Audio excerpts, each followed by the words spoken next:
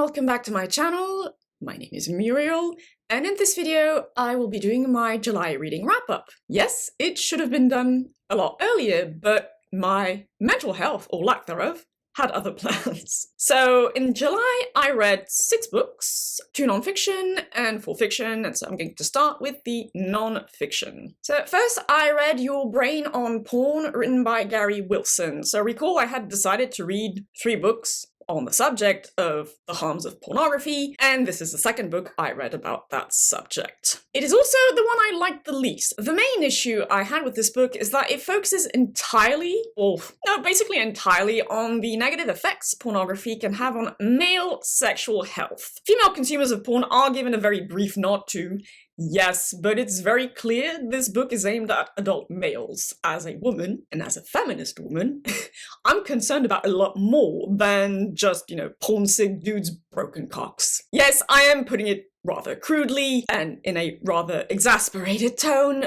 because this book relies, excessively so I might add, on anecdotal evidence gathered from the internet, the NoFap subreddit in particular, and said evidence doesn't exactly paint a very flattering portrait of young male consumers of often violently and misogynistic pornography. Now, let me state this clearly, however, no, I don't think all guys who watch porn are evil trademark. Like, there's a point where you have to put your foot down just a bit, because so much of this porn stuff is profoundly repulsive and, as far as I'm concerned, offensive to human decency. But worry not, I'll come back to that point when I talk about Dr. Gail Dines' book. So yes, Gary Wilson's book focuses on porn addiction, basically, and how this hurts men's peepees. Again, sorry for the snark, but reading 3 books about this subject back to back was draining, let me tell you. It also touches upon other side effects, such as, heightened anxiety, depression, etc.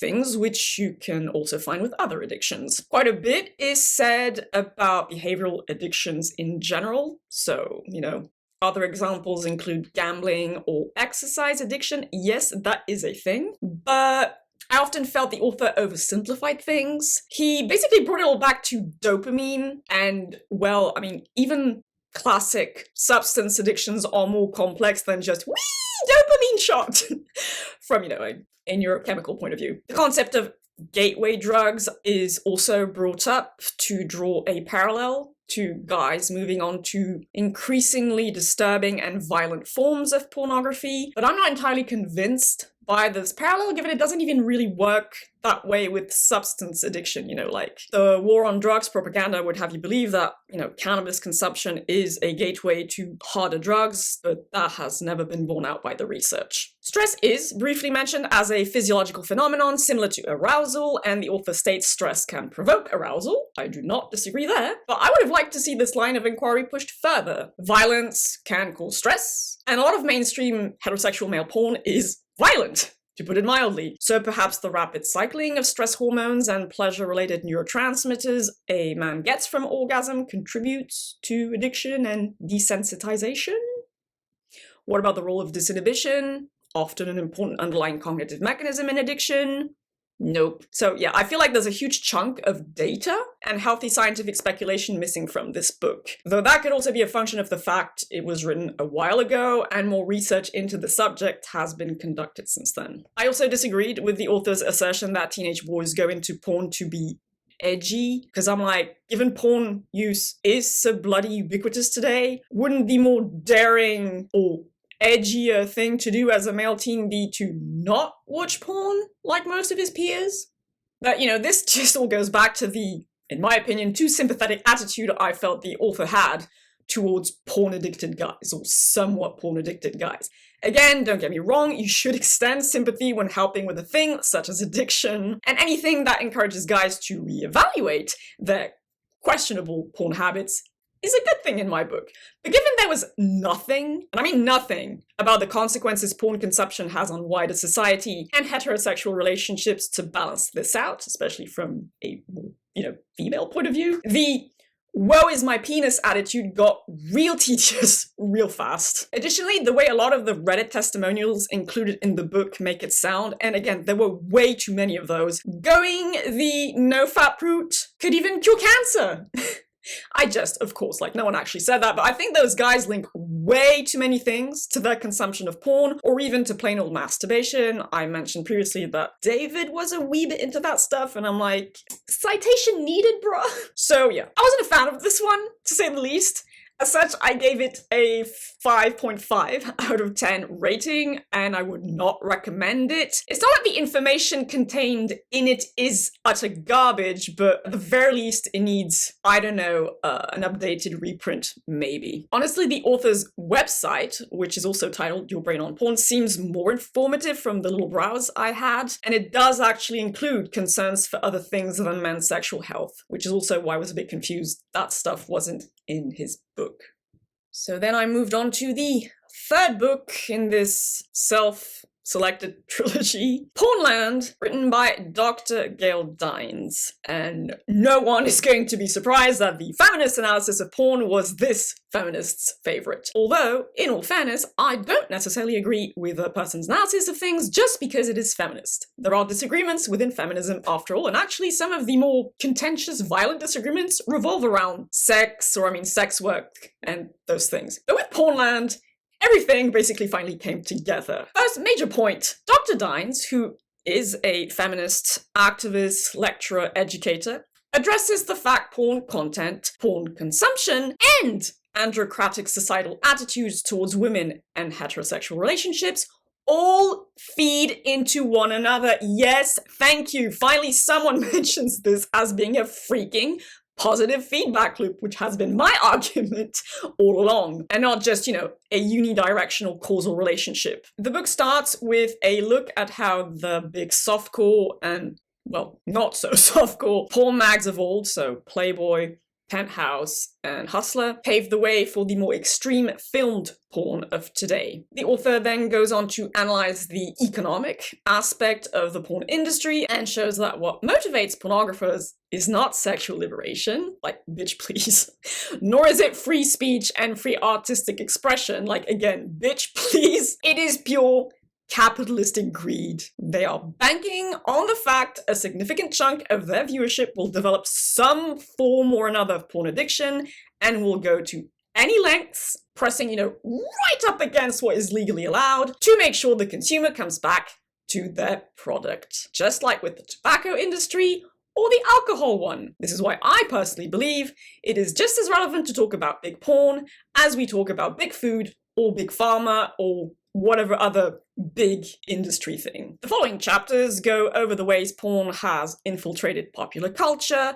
the ways actresses are kind of groomed, if you will, into the porn and wider sex industry, and the impact porn as a visual medium has on men, women, and more importantly, boys and girls in an already androcratic, at least that's my belief, at the very least androcentric society. Now, in all fairness, I did take issue with a couple of small things, so I'll immediately get those out of the way. First, video games are sort of mentioned in conjunction with the argument that violent media can desensitize consumers, especially young, impressionable consumers, to said violence. I mean, I laughed at this, but of course, Grand Theft Auto is mentioned. Like, it's a freaking meme at this point how you can rape and kill prostitutes in some version or other of that game, right?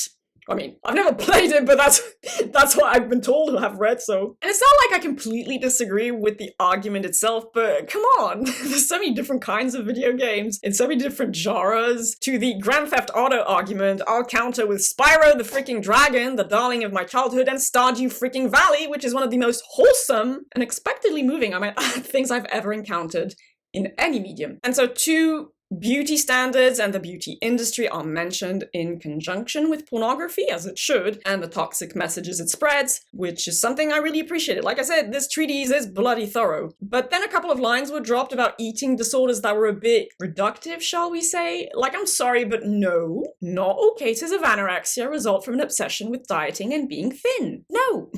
In fact, and this is pretty ironic given it should be even more relevant to a feminist analysis of pornography, a lot of eating disorders develop as a response to trauma from, ding ding ding, that's right, sexual abuse, which would have been a much stronger argument in my opinion than the dieting one, whatever. Otherwise, I basically agreed with the vast majority of Dr. Dines' points. She makes very astute observations about porn culture, rape culture's younger sibling, as I like to call it, and how it can hijack sexuality, especially, once again, developing sexuality. And, you know, a lot of this stuff corresponds to observations I've made myself throughout the years. You know, things like the quasi-mandatory imperative of pubic shaving, the normalization of anal sex, with women as the receivers, though, and not the other way around, of course.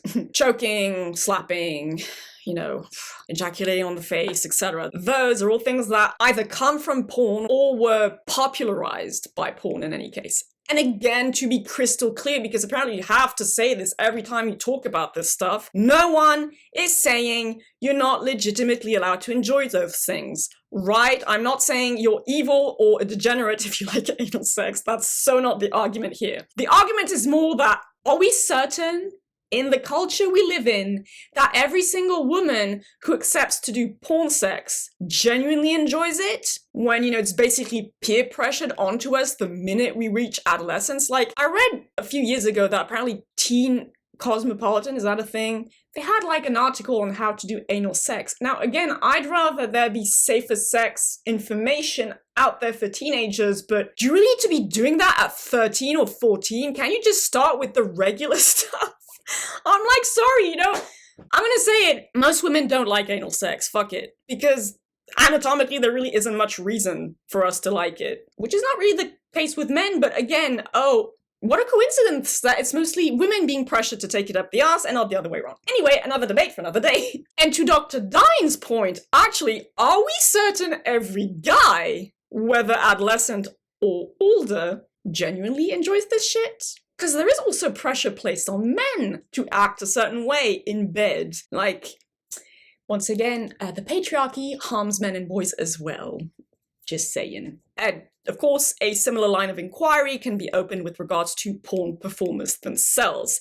And the author shows how even some of the major porn superstars admit later in life that porn isn't this wonderful, empowering job, and that they would never want their own daughter to do it. Again, just saying. So, yes, I am personally of the opinion that the vast majority of sex workers would much rather not be sex workers, but in progressive, or you know, so-called progressive circles nowadays, it is considered an anti-sex stance. Because porn and prostitution are apparently the exact same thing as sex. That to me is really fucking sad. But again, a wider debate for another day. Sadder still, however, are the last two chapters of the book, as they focus on the extreme racism of a lot of pornographic material, and of course the creepy realm of barely legal porn, which Dr. Dines aptly dubs pseudo-child pornography, because that is exactly what it fucking is at the end of the day. That shit is just fucking disturbing. There is, of course, discussion about the subtle links between pornography consumption and sexual violence, but once again, it bears repeating, apparently, which is kind of sad in and of itself, it is a straw man to say feminists, or I mean sex-critical feminists,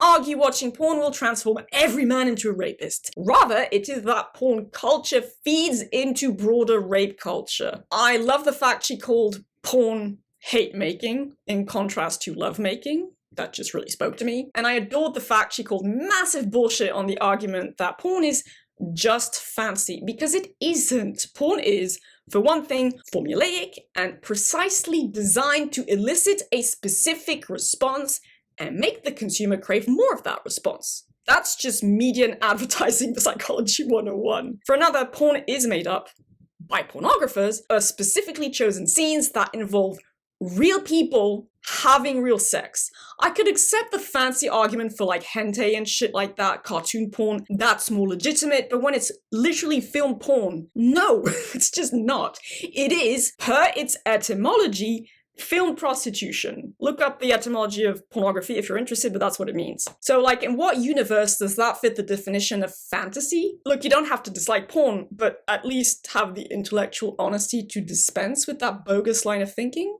Please and thank you. Dr. Dines, I want to stress this, shows extraordinary amounts of empathy towards the men who become entangled, shall we say, in the mess of regular and or heavy pornography use. She states correctly that as a feminist, she is on men's side because she doesn't believe males are born to be disturbed sexual predators or that they are born to get off to violent misogynistic porn. What she does believe in is the power of education, and she is a relentless educator, and taking the time to listen to boys' and girls' concerns with regards to pornography, porn culture, and thus rape culture. And like, major props to this woman. I have immense amounts of respect for her. I, as a reader, however, didn't feel nearly the same amount of sympathy. So I'm gonna go into a mini rant here, just for warning. Like I said, reading 3 books on the subject back to back was no bueno for this traumatized bitchworm's mental health. I very much do not hate men, but I do have trauma linked with men and heterosexual relationships, unfortunately. And fuck me if I didn't actively have to remind myself as I was reading Dines' book, not all men are like this, not all men are like this, not all men are like this. Because fucking Christ, what has to break, you tell me, like, what has to break in a dude's brain for him to jerk off to a woman crying in pain? I don't care about diplomacy when it comes to this shit. If you do this, in my book, there is something absolutely fucking wrong with you. End of story. And you need to take a good long look in the mirror and reevaluate your values and life choices, mate. And just to drive the point further, here's a little anecdote of my own, because, you know, the anecdotes in these books always. My rapist guy once told me that one of the things he'd found attractive about me at the ripe old age of 13, no less, was my sadness. Seeing my sad eyes. That to me is on the exact same level of fucked in the head as wanking to a woman shedding tears of agony. Sue me. And yes, as a result, I guess, regular porn use and or consumption of, violent porn is 1000% a relationship deal breaker for me going forward. Like, fuck this. And again, this is not an attack on men. To be clear, if you take it as an attack, I don't really know what to tell you, but like, maybe extend a bit of empathy towards the women on the receiving end of this shit, is all I'm saying. Anyway, this book was very distressing, but very informative, and I rated it a 9 out of 10, like it was brilliant. Last minor quibble though, it is a bit dated. It does date from 2011, but if anything, research data has only further confirmed Dr. Dines' point, so yes. But I guess it would be interesting for her to perhaps republish something in this vein as well. And yes, it's by far the best of the 3 books I've read on the subject. No question about it. Moving on to the fiction now. So I read 4 things, like I said. First, I read A Confederacy of Dunces, written by John Kennedy Toole. This is a book I listened to over a couple of months, which tracks given my weird relationship with audiobooks. But I did finish it in July. It's also another one of those books I read because of my ex, David.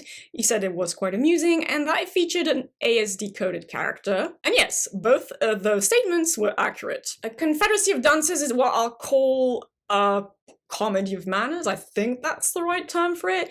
That takes place in New Orleans in the 1970s. Maybe, I mean, the author sadly committed suicide at the age of 30, and his novel was published posthumously 11 years later in the early 80s, so yeah, I'm guessing the story itself takes place in the 70s. And it centers on one Ignatius Riley, a rotund and highly pedantic 30-year-old, his mother, whom he still lives with, a small but colourful cast of characters they meet at the start of the novel, and their various entangled shenanigans. Ignatius is basically a plumper and humanities rather than sciences aligned version of Sheldon Cooper, if you're familiar with that character. It's a character from The Big Bang Theory. Both are very strongly autistic coded, though never referenced as actually being autistic, though it was pretty bloody obvious to me. Both are ill at ease in and very critical of contemporary society.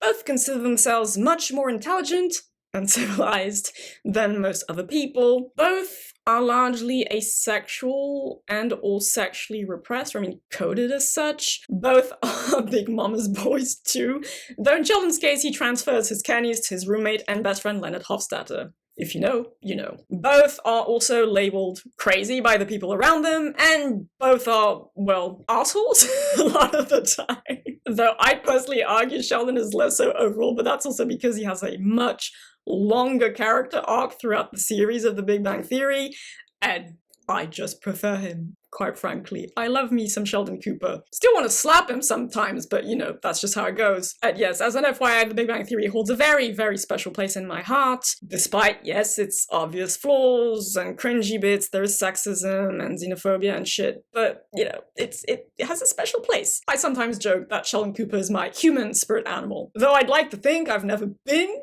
as much of an arsehole as he sometimes is in the series. So yes, the parallels between Ignatius and Sheldon are very obvious to me, which is part of the reason why A Confederacy of Dunces worked for me, and actually made me laugh. When humor, and horror for that matter, are very hit and miss for me when it comes to literature. I enjoyed the colourful setting of New Orleans, and the other equally colourful characters of the story. One named Jones especially, he's a black man, and he's very funny as well. A lot of the humour relies on the obvious ridiculousness of Ignatius's pedantry and lack of, you know, practical and or social skills, which, again, in all fairness, is pretty typical of what I'll call uber intellectual ASD types, myself somewhat included. I mean, I could recognize traits which I have myself, you know, yes. But it also relies on the ridiculousness of several different flaws of human character, really. Both empathy-less and ill-applied intelligence and pedestrian stupidity, if you see what I mean, are kind of bonked on the head in this book, so kudos for that. Fair warning though, there are kind of tiny elements that could be perhaps perceived as being a wee bit racist and or homophobic or relying on gay stereotypes. I don't really think it amounted to any actual phobic thing or ism thing, but your mileage may vary. But I don't think it was an issue. It was all really just funny at the end of the day, and it pokes fun at humans, generally speaking. And the book, from what I could tell listening to it in any case, was well written. Yes, definitely. Though a couple of recurring gags, such as Ignatius's flatulence and faulty valve. So he has acid reflux, I think, and he's always going on and on and on about his valve and how it causes tremendous emotional distress for him. Those became a bit tedious by the end of it. I thought the joke wasn't that funny, and it got repeated a bit too much. The narration, however, was top-notch, and I loved all the accents and local expressions that were portrayed in the book. So, all in all, this was a pleasant and enjoyable surprise, because like I said, I do horror, but I'm not often scared by horror, but I basically don't do comedy in fiction. I did read Small Gods last year, and that was funny, but it really is exceptional for me to reach for and enjoy a comedy in book format. Historically, I've tended to gravitate towards movies and TV shows for that. So yes, this was a good experience. I'm not sure I'd ever read it again, mind you, but I did have fun going through it, yes. And as such, I rated it a very, very respectable 7.5 out of 10 and would, yeah, recommend it if you like comedy and literature, literary fiction specifically. Yeah, go for that one. You could do worse, I think. After that, or parallel to another book I read in July, whichever, I read The Mist, written by none other than Stephen King. This was my first ever Stephen King story. I don't have anything against Stephen King, I don't know, I never thought to read anything by him for some reason, but I saw this kind of praised by another booktuber bookstagrammer, and I was like, it's a novella, so why not? And yeah, it really worked for me. I had seen, in all fairness, the movie adaptation before, by pure happenstance. I think it was on TV or something, and so I was familiar with the base premise, but I still found the story engaging. I was largely kept on my toes, and largely cared, you know, as much as you can care, given the novella format in any case, about the main character's fates. So that's a plus. If you're not familiar with this particular Stephen King story, The Mist is about a small town in New England, I think. Don't quote me on that. That suddenly becomes enveloped in a naturally impenetrable mist after an equally freaky thunderstorm. And this mist contains very not nice things, shall we say. It centers on one main character, David something, who goes into town with his son to get supplies, because, you know, the freak thunderstorm kind of messed shit up, and so they need supplies and stuff to make repairs. He leaves his wife behind, and the mist suddenly appears when he's at the local supermarket. And shit happens, as it always does. All I'll add to that is there are tentacles involved, amongst other things. So The Mist is basically, to my mind anyway, cosmic horror. Yeah, it's a cosmic horror novella, and I enjoyed it as such, quite simply. It features a respectable amount of terrified confusion, check. Existential dread, check. In this specific case, misty creepiness. Yup. And well, like I said, tentacles. I was also impressed by King's prose, quite frankly, which I found gritty and down to earth when it needed to be, but also fairly elaborate with a really good level of vocabulary and really neat cultural references thrown in, including good old Lovecraft. Yay! And perhaps I shouldn't be that surprised because Stephen King is a celebrated, highly praised author. I just always had the impression that his style of prose wouldn't really be my thing for whatever reason, and I was wrong. The only thing in the story itself I thought was a tad unnecessary was the smidge of horny contemplation we get from David, the main character. It's not so much that I didn't find it plausible given the circumstances of the story, more that the way it was written or, delivered felt a little exaggerated, I guess. It's just a bit meh on the edges there. But it really is a minor quibble, and it doesn't change the fact I thoroughly enjoyed this short tale. I enjoyed the ending as well. I'm not going to say what kind of ending it is, because that would be spoiling it, unfortunately. It's a kind of ending some people don't like. It's a kind of ending I don't always like, but in this case I liked it and preferred it to the ending you get in the movie adaptation. In any case, all of that made it so that I rated The Mist by Stephen King at a quite high 8 out of 10. I would definitely recommend this, cosmic horror novella, whether or not you're a Stephen King fan, I guess, because again, I hadn't read anything else by him prior, and this was a very nice introduction. Moving on to the third piece of fiction and second novel I read in July. It was this weirdly formatted book, Lost Gods, written by Brom. I'm pretty sure this man has a more, standard name. I guess that's his artist name, writer name anyway. So I discovered this book by pure happenstance. Like really, I was just browsing Goodreads and I saw this cover art and it caught my eye because I was like, what is this? This is bloody gorgeous. And so I learned that the author is also an illustrator. So I really vibe hard with this kind of art, this kind of style. And I looked into the book's premise, obviously, and it sounded interesting enough. So that was basically reason enough for me to take a gamble and purchase this book. Because given there are illustrations in it, I didn't want to have it in ebook format. I wanted to have the illustrations right up up to my eyeballs. Anyway, Lost Gods tells the story of one Chet Moran, a young man who dies under nefarious circumstances, I won't spoil, and who goes down to purgatory, or the pagan underworld. The denomination here kind of depends on your own interpretation, I would say, in search of an item that will help him save his still living wife and unborn daughter from the same nefarious circumstances that killed him. The story thus largely takes place in the underworld, and this underworld is portrayed as a vast, strange, and twisted land populated by various pagan gods, hence the Lost Gods title, dead souls, obviously, demons, etc. And it is host to a fair few warring political factions vying for the attention, loyalty, and more importantly, power contained within human souls. And I'm really miffed to say this novel was a bit of a disappointment. At first it really worked for me, and I mean really worked for me hard. Chock full as it is with stuff I love. Occult shenanigans, dark magic, mythological references out the wazoo, and creative world building that pulls from all of that. I was reminded of Dante's Inferno, the TV series Supernatural, yes, it's a guilty pleasure of mine, American Gods, or at least the TV version of it because I haven't actually read the Neil Gaiman novel, and the underworld's depicted both in Earthsea and his dark materials as well. But I wanted more. The world building had so much potential. I mean, don't get me wrong, a lot of that potential was realized, and the author certainly came up with really cool ideas for his version of, purgatory / the underworld, like the way, for example, he repurposed the Ka and Ba concepts from ancient Egyptian theology. Briefly, it has to do with the way ancient Egyptians conceptualized the spirit, the soul, and how those things go on or die after death and things like that. But I needed more! I wanted to know exactly why the underworld was the way it was, as it is made relatively clear in the story that it wasn't always as dreary and twisted as the main characters experience it. Kind of like in the Earthsea cycle, there's a reason why the underworld is the way it is, and there's a whole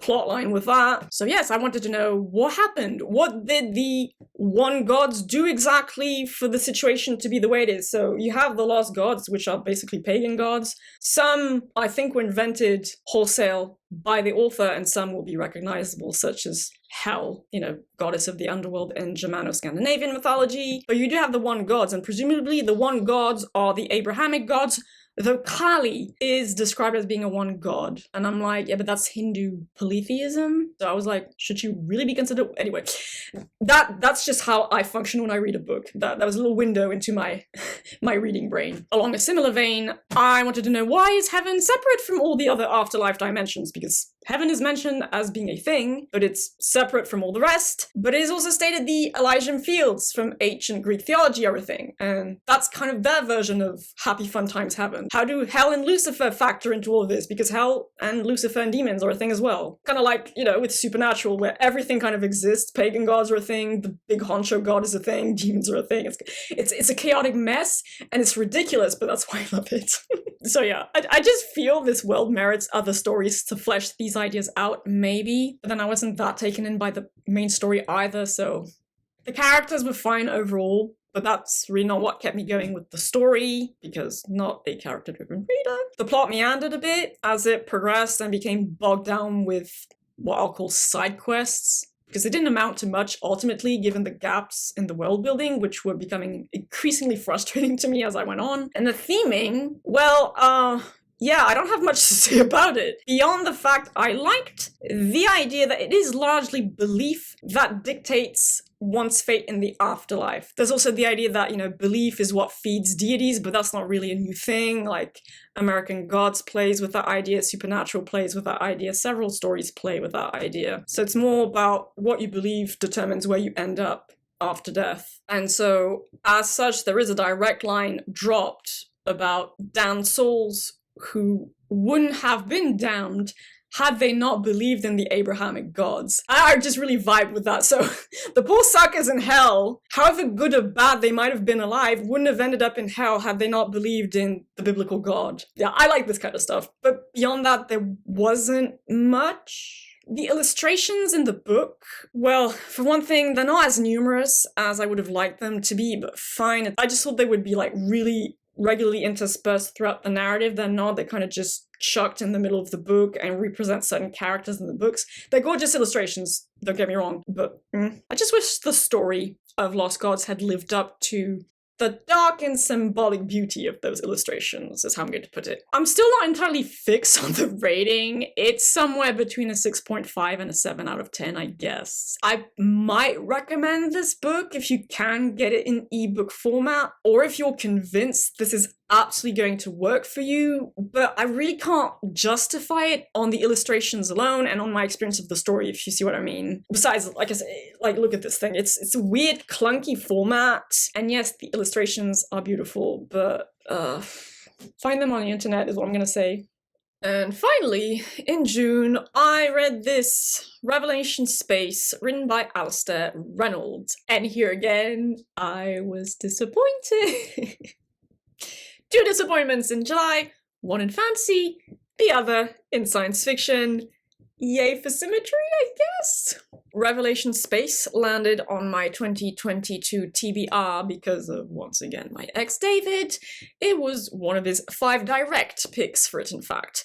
And despite the fact I was disappointed, it was still good overall. And I will probably do a dedicated book review for it, actually. So in brief, Revelation Space starts with an archaeologist named Sylvesti, who is obsessed with an extinct sentient alien species called the Amarantin, and he is obsessed with them because he believes they caused the cataclysmic event that not only wiped their species out, but all of life on their home planet. So this event was something akin to a solar flare, I believe. Parallel to this, you are introduced to a private assassin of sorts named Anna Curry, who is also an ex-soldier, and she's hired to do a very unexpected hit job under very peculiar circumstances. And also a professional spacefarer named Voliova, I can't remember if that's her last name or her first name, apologies for that, who lives on a ginormous, and I mean a ginormous, like a colossal spaceship called the Nostalgia for Infinity. And this spaceship is just chock-a-block full of crazy tech. and very dangerous tech as well, and there's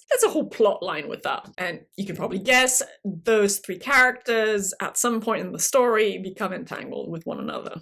Now, I enjoyed the hard science fiction world building and physics shenanigans, but I felt some elements of it, like the bird-like amaranthine, for instance, were little more than plot devices at the end of the day, so that was disappointing. Though conversely, I did like the fact the world of Revelation Space seems relatively young for a space opera, so that was a bit different. Younger, without, 1,000 years worth of feudalism a la Dune or anything like that. The character work was fine, I guess. I mean, on the positive side, there wasn't any sexism whatsoever, so yay. But on the more negative, or at least neutral side, I guess, or non-positive, I didn't care about anyone. But then again, I am not that big of a character-driven reader in SFF, so make of that what you will. Everyone was kind of an asshole, or, even borderline a sociopath, psychopath, something path. So, yeah, if you need likable characters in your fiction, this probably won't be a good fit for you. What really let me down, though, was the theming. I just thought there wasn't that much there overall to get my brain churning. Yes, there was cool science, but I didn't really see any significant ideas or themes emerge from that, so when I finished the book, I was left with an overwhelming sense of, that's it? It's not the greatest feeling to get, when you finish a book. There was a fair bit of action, true, and physics-fueled pyrotechnics, but beyond that, meh. On the other hand, if you place a strong emphasis on entertainment value in your literature, this would be a good fit for you, because it does have a lot of that. A lot of that, what I like to call popcorn factor, but I prefer that kind of stuff in cinema and television. When it comes to literature, SFF literature especially, that needs to take a backseat to the more serious, thoughtful stuff, but that's a question of personal preference, of course. So yes, I was basically reminded of the movie Interstellar, which I did not like, but which I did find pretty cool when it came to the physics put on display through, the CGI and stuff. So, but yeah. Perhaps an unpopular opinion, but I was not a fan of Interstellar at all when it came to plot, characters, or theme. But the physics were cool, yes. Still, like I said, it wasn't a bad book. Like, I rated it a 7 out of 10. That is a good score. But yeah, I just really thought it would be more than that. Additionally, I will not be pursuing the trilogy. I've looked into it, and I'm pretty sure I will not be satisfied with the conclusion and or the ending of the story. But like I said, I would like to do a dedicated book review for this one, because I do want to go deeper into the thoughts I had about it, and talk about some of the neat world-building things, and the sciencey things, and just, I don't know, get more into it. So yeah.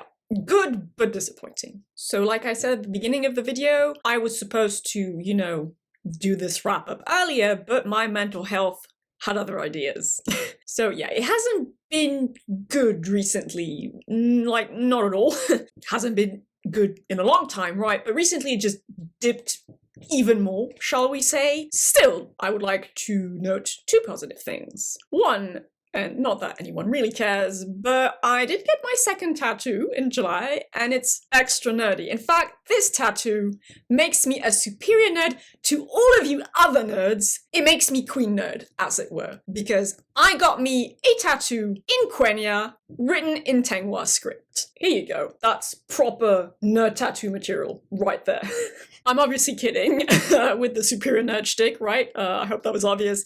But yes, I'm very happy with this one. All of the words but one are actual Quenya, and the fifth is a phonetic transcription because Tolkien's elves don't have a word for autistic, obviously. So yes, the upper line is love, knowledge, wisdom. The lower line is autistic witch. And another reason I'm so late to the party with this wrap-up is because I wanted to and push myself, so in my mind that means I had to finish the second draft or first revision of a book I'm writing. Yes, I know, how cliche of booktuber me to be writing a book of my own, right? Though, like many other booktubers, especially in the SFF sphere, I am not writing an SFF novel of my own. I am writing a short memoir about my experience of difference, mental illness, and abusive relationships. I know, how narcissistic of me, am I right? So yes, I've given this second draft to a couple of people to have it alpha read, I guess that's what you would call it. And if it's not deemed complete and utter garbage, then yes, I would like to have this thing published one day, one way or another. But, you know, I'll worry about that step if and when I get to it. In any case, I did shed literal sweat and tears. Oh yes, and blood too, actually, kind of. Anyway, to write this bitch. Yeah, writing a memoir is absolutely not cathartic, in my very limited experience. It fucking hurts, in fact, but I had the idea floating in my head for a while, and David strongly encouraged me to write it when we were still together. He also encouraged me to try fiction writing one day, but I doubt that will ever happen. If by some miracle my mental health skyrockets towards a good point, maybe, but at this point, absolutely not. So I did. Yay for me, I guess. And if you want to know, right now it sits at around 62k words, which I guess I'm kind of proud of that. I don't know, I have a weird relationship with pride and stuff I do, but it's a thing and I made it, so make of that what you will. And a third and final positive thing, I said two, but oh no, I have an extra one for you. The Discord server I created to accompany this channel is all set up and ready to go. Yes, I'm very worried about this a bit, but I hope it'll be for the best. So if you want to join me in giving this idea of a nice, cozy little bookworm community, bookworm with a Y, let's be clear, a shot, you can find an invite in the description box down below. And, you know, I'll undoubtedly plonk it again regularly in future videos as well if you miss it. If you want to join, let's all be nice, polite, respectful, talk about books, nerd about video games and other SFF related things and stuff. And yes, because I'm just one person, I don't have moderators or anything like that, so let's try and make this thing work. And if it doesn't, that's fine as well, but at least I'll have tried. On that final note, I hope you all have a lovely day, evening, or whichever time of day you prefer. Do take good care of yourselves. Thank you for the continued support, and I shall see you all reasonably soon, I think, in another video. Bye-bye.